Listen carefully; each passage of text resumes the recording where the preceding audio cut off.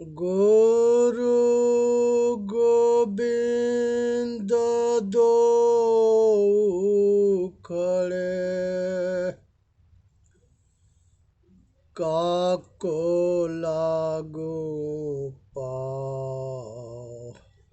बलिहारी गुरु आपने गोविंद दियो बताए। हे भाई, बलिहारी गुरुदेव की है कि सत्य के बोध करा दिए, आत्मज्ञान के मार्ग में लगा दिए और कृपा बनाए हुए हैं। ये गुरुदेव की अपार कृपा है। गुरु इसलिए महान होते हैं कि वो जो है आत्मा रूपी परमात्मा के बोध करा देते हैं। तो इसलिए जो है गुरु की कृपा अपार है। संसार के अंदर मनुष्य जो है महाराज पतंजलि ऋषि योग दर्शन में अष्टांग योग के उपदेश दिए। उस अष्टांग योग के समझना है, विचार करना है, अपना कल्याण करना है। संसार के अंदर पहले अहिंसा है।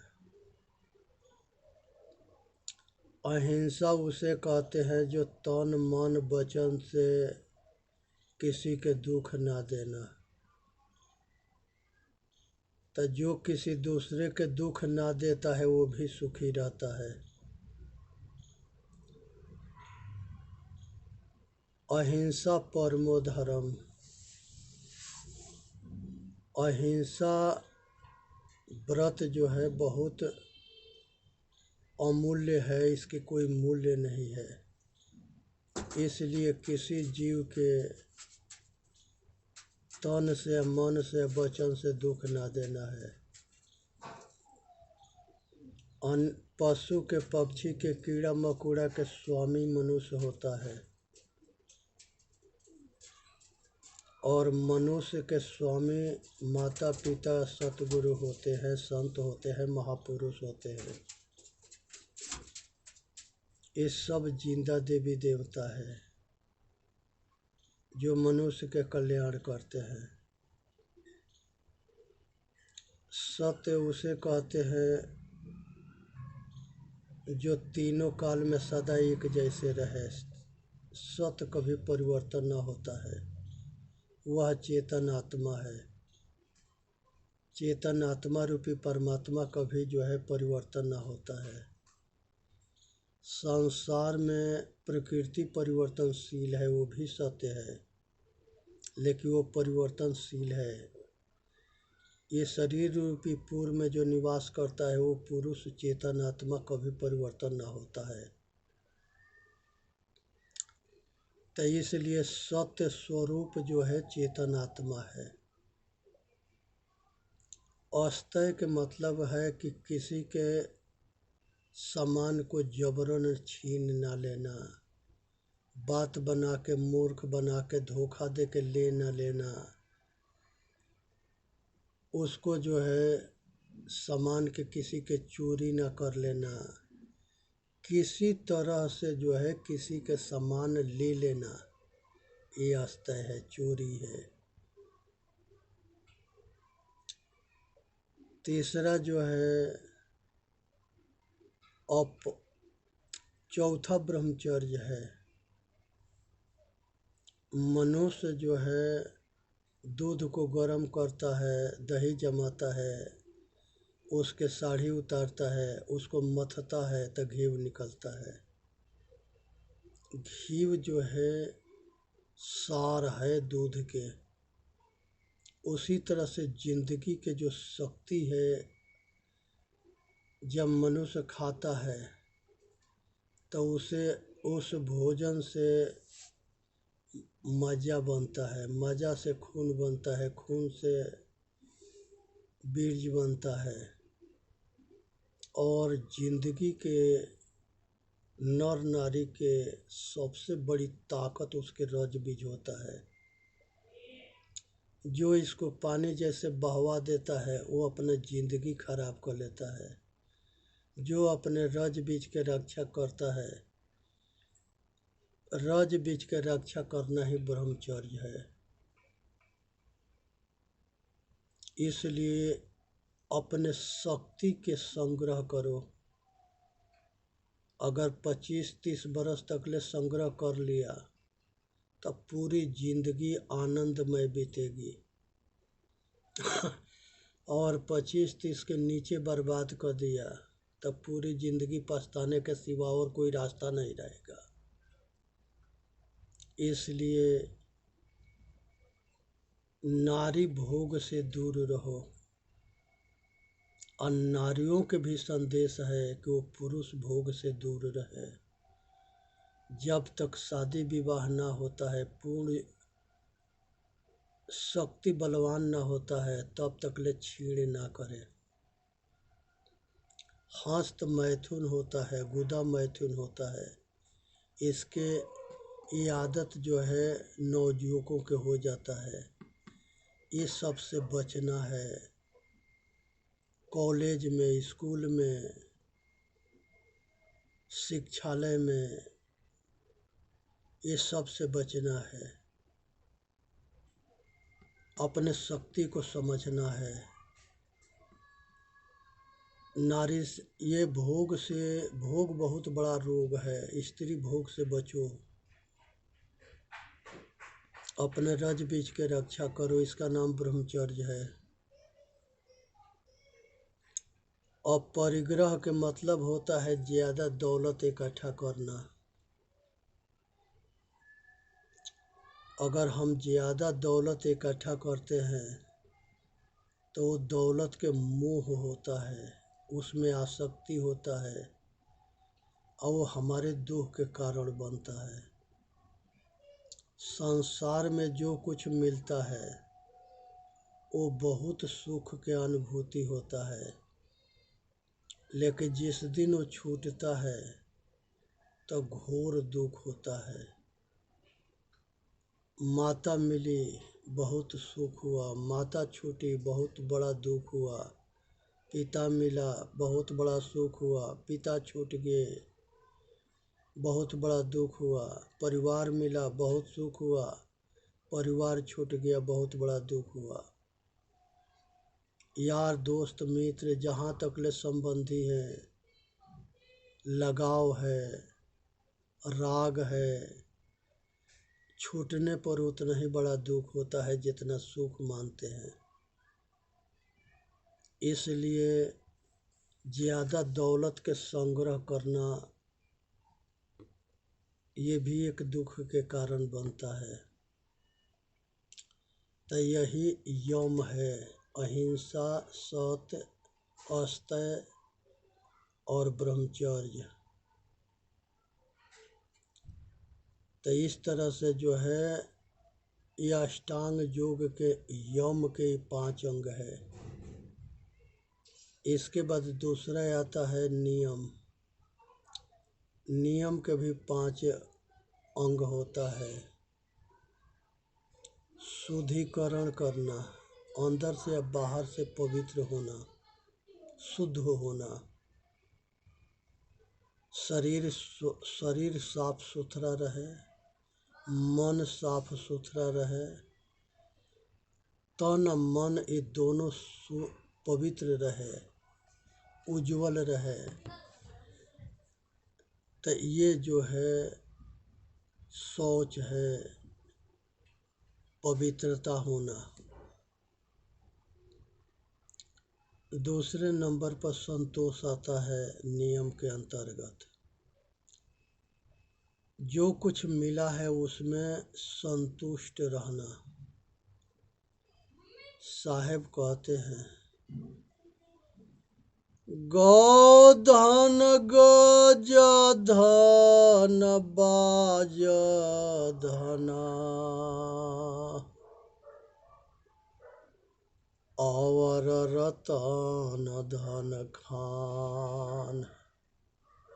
जब आवे संतोष धना, सब धन धूरी समान। जब मनुष्य के संतोष हो जाता है तो वो सुखी हो जाता है, और जब तक और के आग में जलता है, असंतुष्ट रहता है, तब तक ले दौड़ मचाता है, दुखी रहता है। इसलिए संतुष्ट होना बड़ा जरूरी है। दूसरे नंबर पर, एक नंबर पर शुद्ध होना है, दूसरे नंबर पर संतुष्ट होना है, तीसरे नंबर पर मनुष्य के कल्याण के लिए कर्म करना है। किसी के मुसीबत में साथ देना, लाचार विवश होने पर उसके सहायता करना, किसी गरीब के बेटी के शादी कर देना, किसी के बीमारी में दवा करा देना, असहाय लाचार विवश मजबूर दीन दुखी के सहायता करना ही तप है। कहीं आँख बंद करके अटकना भटकना तप ना है। तप के मतलब होता है कि जिंदा देवी मनुष्य के देवी देवता के सेवा करना, ये तप है।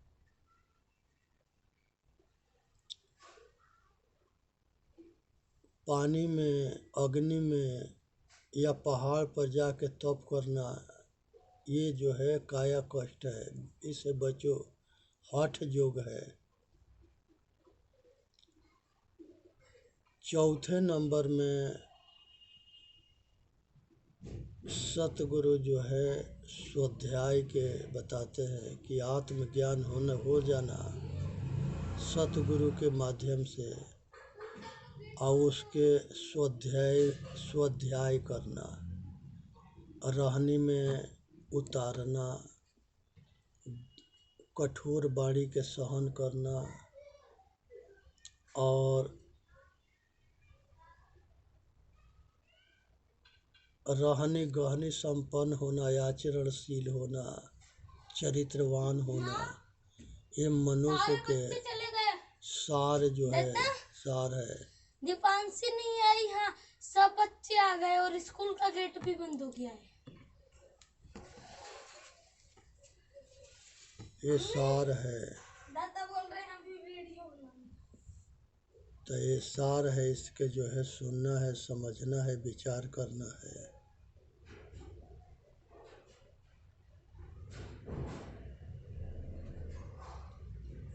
यहाँ पर जो है पांचवा में जो है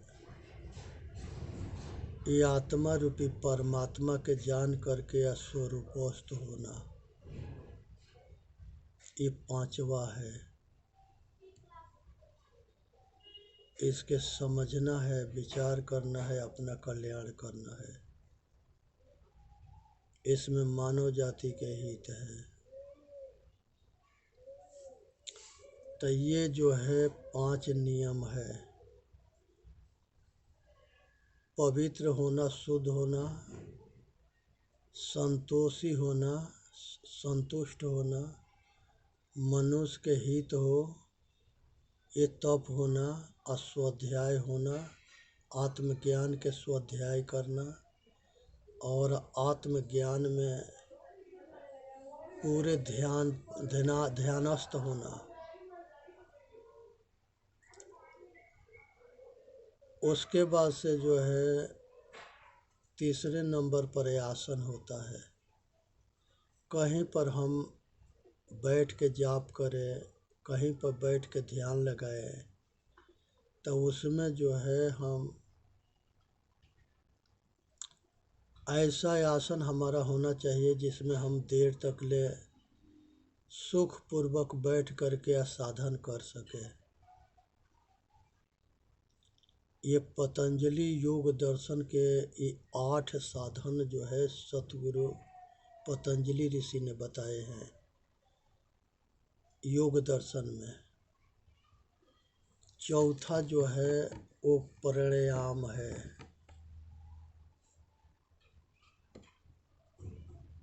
ये वायु के संशोधन करना, जो श्वास चलता है श्वास के संशोधन करना, ये प्राणायाम है। अंदर रुकना, बाहर रुकना, इंगला के चलाना, पिंगला के चलाना, सुषुम्ना के चलाना, एक से खींचना, दूसरे से निकालना, दूसरे से खींचना, तीसरे से निकालना, ये श्वास के संशोधन होता है। इसके 5वां नंबर पर जो है प्रत्याहार है।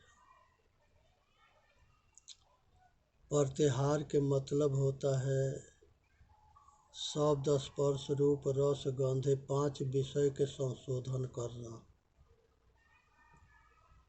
गलत के छोड़ना या अच्छे के अपनाना, और इसको इंद्रियों के दमन करना,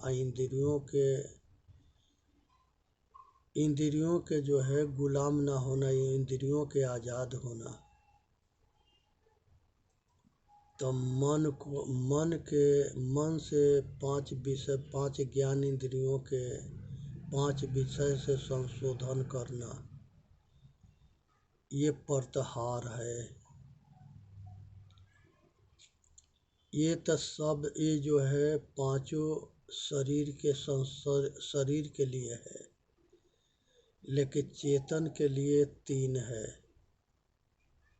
चेतन में चेतनात्मक सत्ता में स्थिर हो जाना, ये अटल धारणा बना लेना अपना कल्याण के लिए, ये धारणा है। अपने आप को ध्यान करना, जागृत में रहना, होश में रहना, तुरिया में रहना, चौथा में रहना, केवल्य में रहना, शेष रहना, साक्षी भाव होना, स्वयं में रहना, परम स्वरूपस्थ होना, परम शांति में स्थिर होना, परम सहज समाधि में रहना। ये ध्यान में अपना स्वरूप के प्रति जागरूक रहना, ये 7वां ध्यान है। 8 नंबर पर ये मनुष्य जो है ये संसार के जन्म मरण के चक्कर से मोक्ष हो जाना, मुक्त हो जाना। मोक्ष उसे कहते हैं जहाँ से मोह के क्षय हो जाना। जब मोह के क्षय हो जाता है, संसार के सब कामना मिट जाना, संसार के सब वासना मिट जाना, संसार के राग मिट जाना, संसार के द्वेष मिट जाना, संसार के बंधन की आसक्ति टूट जाना, विकार रहित हो जाना, कामना वासना के अंत हो जाना, ये सब समाधि के लक्षण है। तो ये 8 तरह के जो पतंजलि महाराज जी ने योग दर्शन में बताए हैं, ये बहुत अच्छे साधन है। ये साधन के हमारे सारे महापुरुषों ने अपनाया है। तो इसलिए सुनना है, समझना है, विचार करना है, अपना कल्याण करना है। तो इसलिए जो है मनुष्य के जन्म इसीलिए हुआ है कि मनुष्य जन्म मरण के चक्कर से छूट जाए और इसे विचार करे और अपना कल्याण करे। इसलिए जो है साधक में महावीर स्वामी बहुत अच्छे संत हुए, जो राजा थे, जो जैन सिद्धांत के 24वां तीर्थंकर थे। उनका उद्देश्य था कि हाँ जाओ तो सही। ठीक है 11 बजे ही छुट्टी हो जाता है।